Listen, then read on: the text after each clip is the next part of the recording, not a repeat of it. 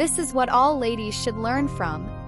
Life can look easy on the outside, but inside, people carry battles that others cannot see. This story will take you through joy, laughter, pain, mockery, and finally the courage of a woman who refused to be broken. It is about Janet Powell, the woman neighbors mocked as Miss 45. It is about how gossip tried to destroy her, how society judged her, and how she found her own voice. Once upon a time, in the lively and busy city of Jos, there lived a lady called Janet Powell. She was 45 years old, tall and beautiful in her own unique way.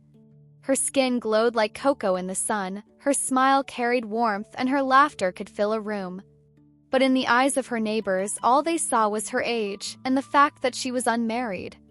People called her Miss 45 behind her back and sometimes even to her face. To them it was a joke, but to Janet it was like a thorn. Still, she carried herself with strength, using wit and humor to push back the pain. Janet had dreams when she was young, dreams of marriage, children, and a quiet home filled with love. But as the years rolled on, those dreams seemed far away. She lived alone in a small flat, working as a tailor and trying her best to ignore the whispers around her. Her mother was her biggest pressure. Mama Powell would drag her to every prayer meeting in town. "Janet, time is going. Do you want me to die without seeing my grandchildren?" she would cry. Her younger sister, Rhoda, was no better. Married with 3 children, Rhoda always had sharp advice ready like needles. "Janet, stop wasting time. Men don't want women who paint lips red and walk like queens. Humble yourself." Neighbors, too, never let her rest. When she passed, they would smile fake smiles but whisper loudly after she left. "Still single as a Pringle," one would say. "Her mates are grandmothers," another would add. But Janet was not a woman to bend easily. She always replied with humor. If someone teased her, she would smile and say, "At least I still look younger than your shoes." People would laugh, but deep down, the mockery left scars. Among the men in her world, 2 stood out, though for the wrong reasons. The first was Pamsun Dong, a proud, arrogant man who thought his money could buy anyone. He would drive his shiny SUV into the compound, honk unnecessarily, and boast about his businesses. He once told Janet, "If you marry me, people will stop laughing at you. I can cover your shame." Janet's eyes burned with anger. "Cover my shame? Marry yourself, Pamsun. My life is not for sale." Pamsun never forgave that reply. He became one of her loudest critics, telling others that Janet was too proud for her own good. The second was Pastor Bulis, a self-righteous man in church who always found a way to blame Janet's singleness on her choices. "It is your lipstick, Sister Janet. Godly men don't like women who paint themselves," he declared once during Bible study, making the whole congregation look at her. Janet did not reply that day, but tears rolled down her cheeks when she got home. It hurt that even in the house of God, she was mocked. One sunny morning, a new face appeared in the compound.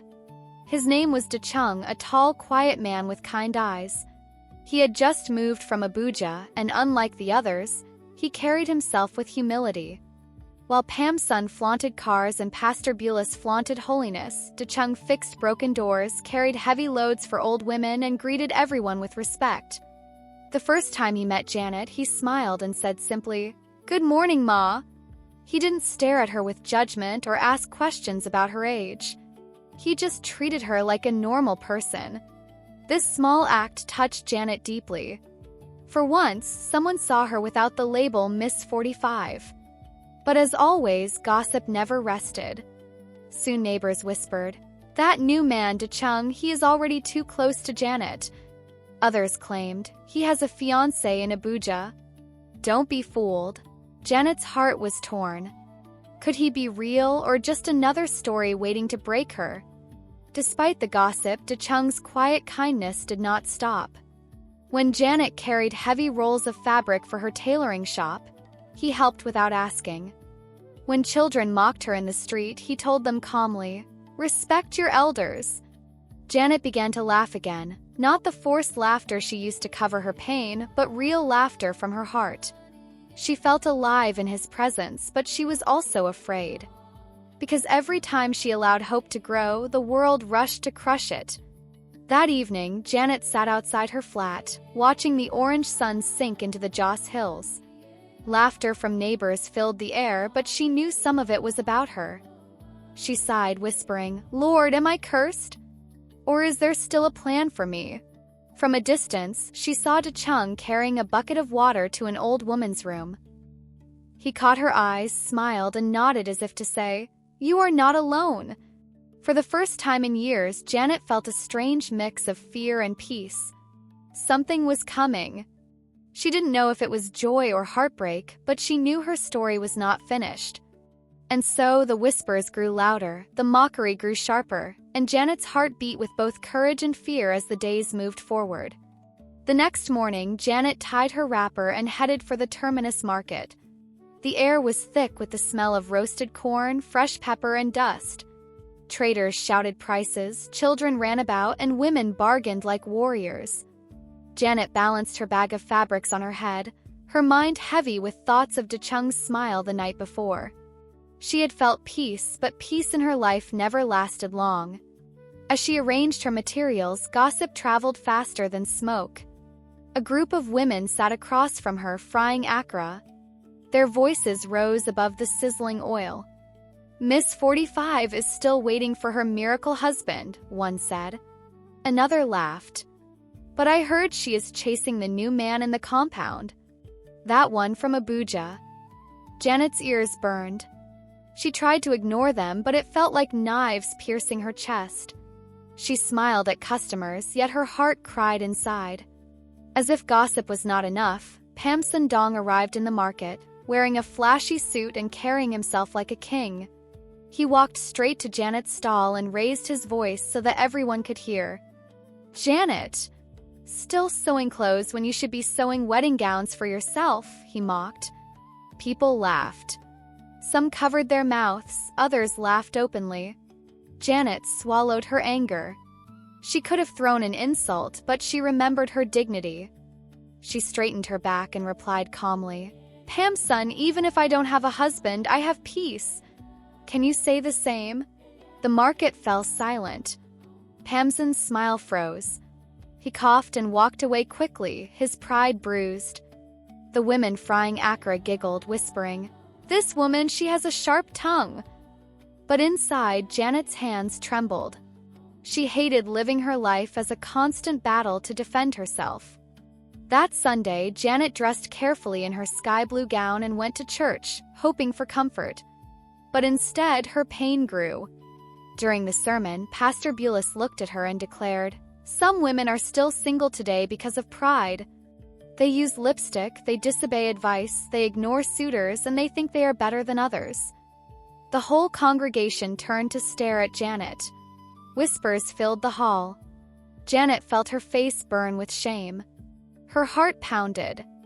She wanted to stand up and walk out, but she stayed until the service ended, holding back tears. When she got home, she locked her door and cried into her pillow. "Even in God's house, they mock me. Where can I find peace?" That evening, Rhoda visited, carrying her youngest child on her hip. She looked at Janet's flat with pity. "Sister, you are wasting your life," Rhoda said sharply. "You are 45. Do you want to turn 50 alone? Look at me, 3 children already. Do you know what people are saying? That you are cursed." Janet's chest tightened. She loved her sister, but Rhoda's words cut deep. "Rhoda," Janet whispered, "I am not cursed. My life may not be perfect, but it is mine. Stop comparing me to yourself." But Rhoda shook her head. "You are stubborn. One day you will regret it." As she left, Janet sank into her chair, her soul heavy with doubt. Through all this, Chung remained steady. He continued fixing doors, fetching water, and greeting her kindly. One evening, as they both fetched water at the compound well, he spoke gently. "Janet, don't let their words break you. You are stronger than you know." Janet looked at him closely, trying to read his eyes. "Chung, people say you left a fiancé in Abuja. Is it true?" He nodded slowly. Yes, I was engaged. But it ended before I came here. I wanted a fresh start, far from the noise. I am not here to play games, Janet. Janet's heart beat fast. She wanted to believe him, but years of disappointment had built walls around her heart. Could she trust again? Or would this end in more pain? Weeks passed, and Janet poured her energy into her tailoring. She began to take apprentices, young girls who wanted to learn. Her small shop grew lively with laughter, gossip, and the humming of sewing machines. But still, the gossip outside never stopped. People said, "She is wasting time with needles instead of carrying babies." Others added, "Her tailoring will not give her a husband." One day, when gossip in the market grew too loud, Janet stood tall and shouted, "I am not a project. I am a woman. Respect me or leave me alone." The market fell silent. Some nodded with respect, others shook their heads. Inside, Janet felt fire in her soul. She realized she could not control people's tongues, but she could control her own strength. That night, Janet sat by her sewing machine, the soft light falling on her fabric. Her apprentices had gone home, and the room was quiet. She thought of all the pain, Pamson's mockery, Pastor Bulis's judgment, Rhoda's pressure, and the neighbors' gossip. Yet she also thought of Dechung's quiet kindness, his steady eyes, and his simple words, "You are stronger than you know." Tears filled her eyes, but they were not just tears of pain, they were tears of strength. She whispered to herself, "Maybe my story is not ending in shame. Maybe it is just beginning." Far away, thunder rumbled across the Joss Hills. The night felt heavy with change, as if something big was coming. Janet didn't know if it would bring joy or sorrow, but she braced her heart.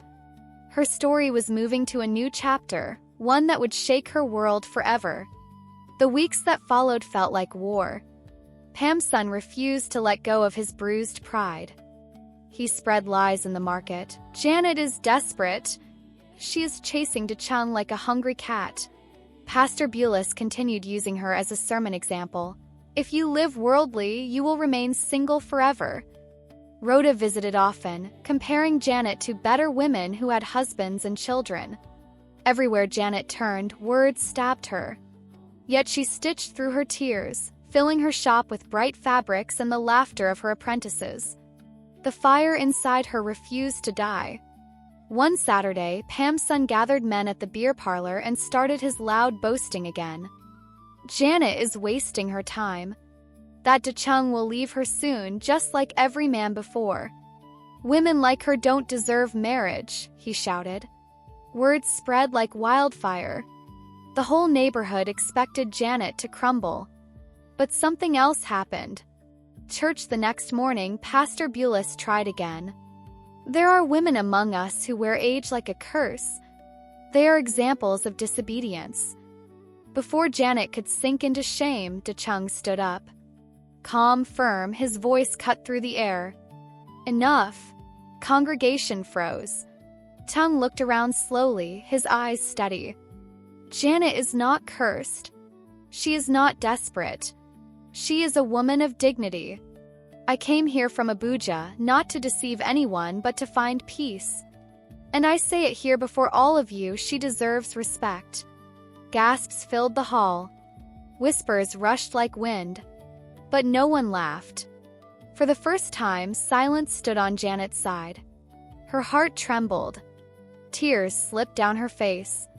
Nobody had defended her so openly before. 3 months later, Janet's little tailoring shop became Palm Thread Fashion Academy. Compound buzzed with celebration. Neighbors, once mockers, now came to admire her courage. Her apprentices danced, women clapped, and even children shouted, "Auntie Janet!" In the middle of the crowd, Dechung stepped forward. No ring, no flashy car, no loud music, just his calm presence. He looked at her and said, "Janet, I cannot promise riches or easy roads. I can only promise patience, respect, and companionship. Will you walk with me, not run, but walk?" Crowd gasped. All eyes turned to Janet. Pam's son muttered angrily in a corner, but no one cared. Even Pastor Bulis could not speak. Janet smiled, her tears shining like diamonds. Yes, Da Chung. We will walk. Compound erupted in applause. For the first time, the gossip died. The name Miss 45 disappeared into silence, replaced by cheers of Madam Janet! Madam Janet! That night, Janet sat by her sewing machine, watching the lamp flicker. Her heart felt lighter than it had in years. Not because she finally had a man beside her, but because she had found herself.